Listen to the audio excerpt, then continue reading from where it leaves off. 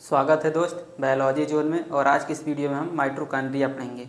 दोस्त, आपने कभी सोचा है कि हमें एनर्जी कहाँ से मिलता है? तो जो हम खाना खाते हैं उससे एनर्जी मिलता है।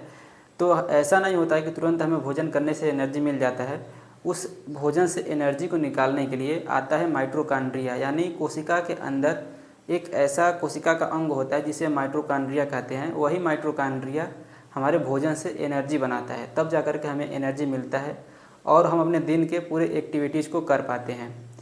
इसलिए माइटोकॉन्ड्रिया को सेल का पावर हाउस या ऊर्जा गृह कहते हैं। तो चलिए फ्रेंड, सबसे पहले हम माइटोकॉन्ड्रिया का इंट्रो देख लेते हैं।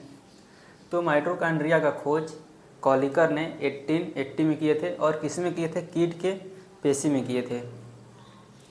माइटोकॉन्ड्रिया का नाम दिए थे बेंडा। जैसे हम लोग रहे होंगे तो हम लोगों का किसी न किसी नाम दिया होगा, उसी तरह से माइटोकॉन्ड्रिया का नाम बेंडा ने रखे थे।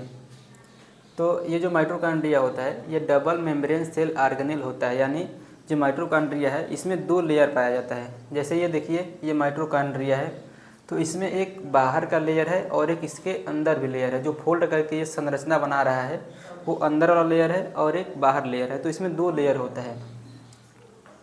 माइटोकॉन्ड्रिया सेल का ऊर्जा गृह होता है, पावर हाउस होता है, यानी जो माइटोकॉन्ड्रिया है इसी से हमें एनर्जी मिलता है, यही एनर्जी बनाता है, इसीलिए इसे हम सेल का पावर हाउस कहते हैं।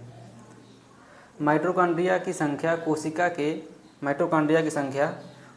में कोशिका के कार्यशीलता के आधार पर होता है। यानी जो माइटोकॉन्ड्रिया होता है ये कोशिका में कोशिका के कार्यशीलता के आधार पर होता है। जैसे अगर मान लीजिए कहीं पे कोई अंग है वो अधिक कार्य करता है तो वहाँ पे माइटोकॉन्ड्रिया की संख्या उस सेल में अधिक होगा। जैसे हम लोगों का ये है, हाथ का पेशी है और ये जो घुटना का नीचे वाला लोथा होता है उसमें माइटोकॉन्ड्रिया अधिक होगा, क्योंकि ये सब अधिक कार्य होता है। इस जगह से हमें अधिक कार्य करना पड़ता है, इसलिए इसमें माइटोकॉन्ड्रिया अधिक होंगे। अब देखिए, जैसे तो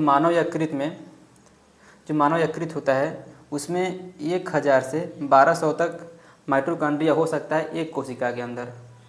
और देखिए, सबसे ज़्यादा जो माइटोकॉन्ड्रिया होता है वो उड़नशील कीटों में होता है, क्योंकि जो कीट होता है उसके कोशिकाओं में, अब कीट है तो उड़ेगा तो उसमें अधिक एनर्जी चाहिए, तो उसके सेल में जो माइटोकॉन्ड्रिया होगा वो अधिक होगा। क्योंकि माइटोकॉन्ड्रिया है तो एनर्जी बनाता है, तो उसमें एनर्जी चाहिए, तो एनर्जी चाहने के लिए माइटोकॉन्ड्रिया की संख्या अधिक होगा उस कोशिका में। चलिए फ्रेंड, माइटोकॉन्ड्रिया का हम स्ट्रक्चर देख लेते हैं। तो जो माइटोकॉन्ड्रिया होता है इसमें दो लेयर होते हैं। देखिए, हमने यहाँ पर मेंशन किया है डबल मेम्ब्रेन सेल ऑर्गेनेल, यानी जो माइटोकॉन्ड्रिया होता है ये डबल मेम्ब्रेन होता है। इसमें दो लेयर होता है, जो एक होगा बाह्य लेयर यानी आउटर मेम्ब्रेन,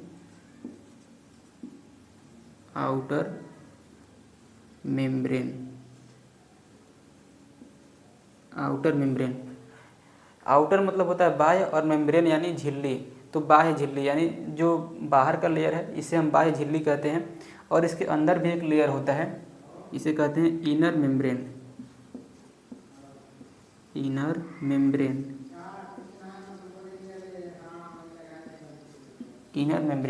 अब ये दो आवरण के बीच में एक स्पेस होता है।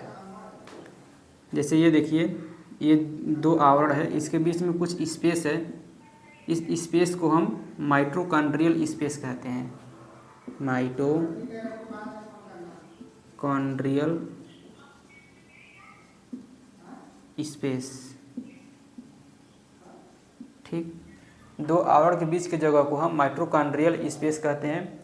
अब देखिए दोस्त, ये जो इनर मेम्ब्रेन है ये फोल्ड होकर के फिंगर लाइक स्ट्रक्चर बनाता है, यानी अंगुली जैसा संरचना बनाता है।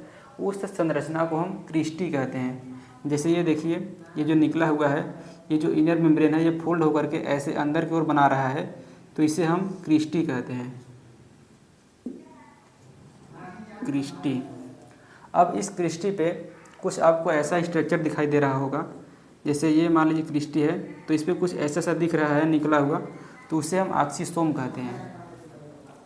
जैसे ये है तो इसे हम ऑक्सीसोम कहते हैं, ऑक्सीसोम्स।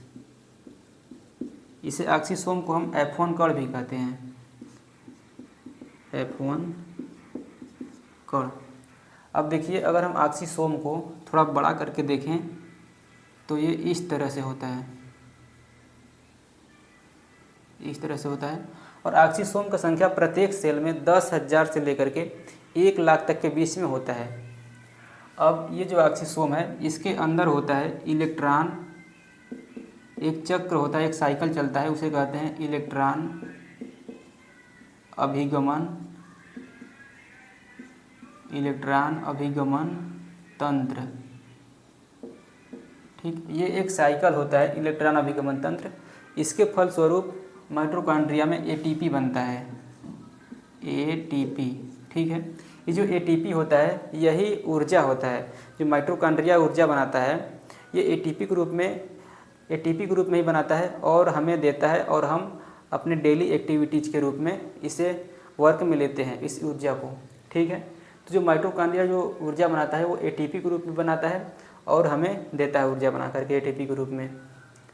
अब देखिए, अब इसके अंदर जितने भी चीज़ होता है इस माइटोकॉन्ड्रिया के अंदर, जो आप देख रहे हैं ये सब, ये एक वृत्ताकार डीएनए है, राइबोसोम है, आरएनए है, और भी जो ये सब बिंदु बिंदु करके है, ये सभी चीज़ को मिला करके हम मैट्रिक्स कहते हैं।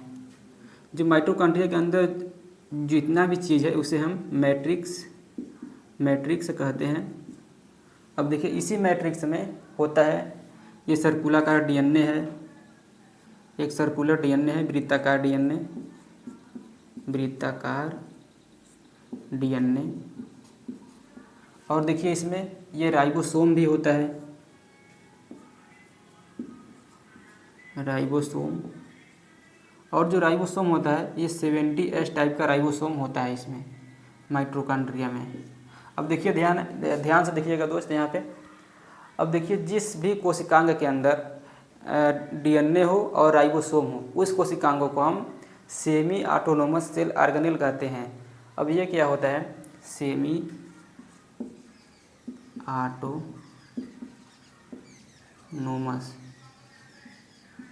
Cell organelle.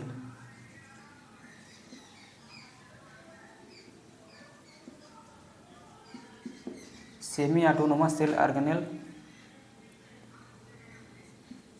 ठीक है, अब देखिए, सेमी का मतलब होता है अर्ध और ऑटोनोमस का मतलब होता है स्वनियंत्रण।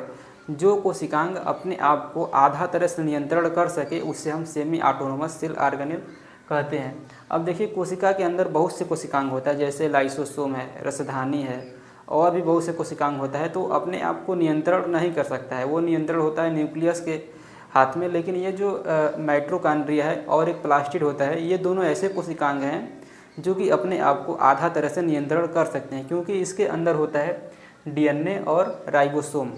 ठीक है, तो जिस कोशिकांग के अंदर डीएनए होगा और राइबोसोम होगा वो कोशिकांग सेमी ऑटोनोमस सेल ऑर्गेनेल होगा। ठीक है, वो अपने आप को आधा तरह से नियंत्रण कर सकता है। तो अब चलिए दोस्त, ये है माइटोकॉन्ड्रिया का स्ट्रक्चर। आप स्क्रीनशॉट ले सकते हैं। अब चलिए दोस्त, मिलते हैं अगले वीडियो में, तब तक अपना ध्यान रखिएगा।